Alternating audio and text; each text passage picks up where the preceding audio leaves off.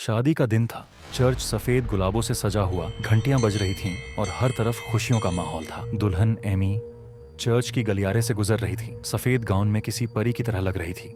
मेहमानों की तालियां और बधाइयों के बीच उसकी मुस्कान सबसे अलग थी, लेकिन उसकी आंखों में कुछ था, जैसे कोई छुपा डर, कोई अनकही बात। रात गहराने लगी। चर्च के हॉल में संगीत और ठहाकों का दौर चल रहा था। तभी किसी ने ध्यान दिया कि एमी अचानक गायब हो गई। मेहमानों ने सोचा शायद वह थक गई होगी और थोड़ी देर आराम कर रही होगी, लेकिन कुछ समय बाद उसका न मिलना चिंता में बदल गया। रात के 3 बजे तक चर्च के हर कोने की तलाशी ली गई और फिर चर्च के अटारी से चीखने की आवाज आई। जब दरवाजा खोला गया तो वहां एमी का निर्जीव शरीर मिला।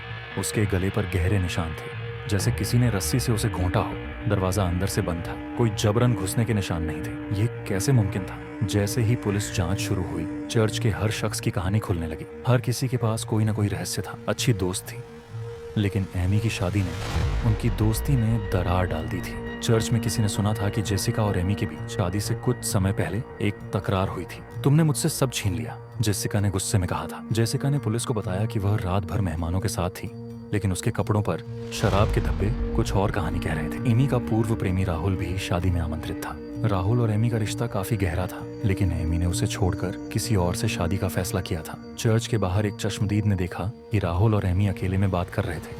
राहुल ने कहा कि वह बस उसे शादी की बधाई देने गया था, लेकिन उसकी जेब में एक रुमाल मिला जिस पर लाल धब्बे थे। फादर जॉर्ज, जिन्होंने शादी कराई थी, उनका व्यवहार शादी के बाद से असामान्य लग रहा था। पुलिस ने चर्च और अटारी का बारीकी से निरीक्षण किया। शादी की तस्वीरों में कुछ असामान्य था। एक तस्वीर में चेहरे पर डर साफ झलक रहा था। शादी की रात जेसिका ने एमी को किसी बहाने से चर्च के अटारी में बुलाया। वहां राहुल पहले से मौजूद था।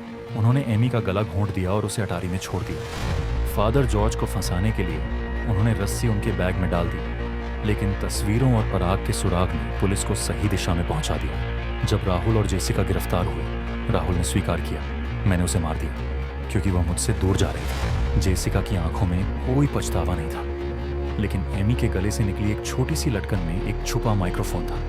वह लटकन शादी से पहले किसी ने उसे गिफ्ट की थी। यह रिकॉर्डिंग साबित करती थी कि एमी को पहले से आभास था कि उसे कोई मारने की कोशिश करेगा।